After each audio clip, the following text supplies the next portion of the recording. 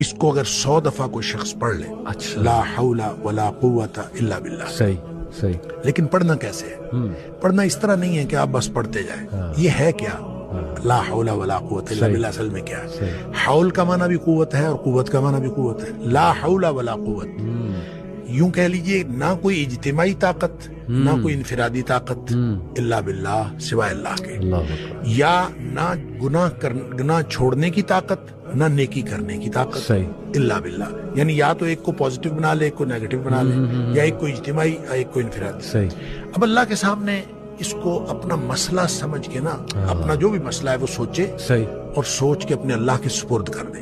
یا اللہ میری تو کوئی طاقت نہیں، نہ انفرادی نہ اجتماعی، الا باللہ. ہاں تو عطا فرمائے طاقت تو ہو سکتی ہے. یوں میں اس کو کہتا ہوں یہ بے بسی کا کلمہ ہے.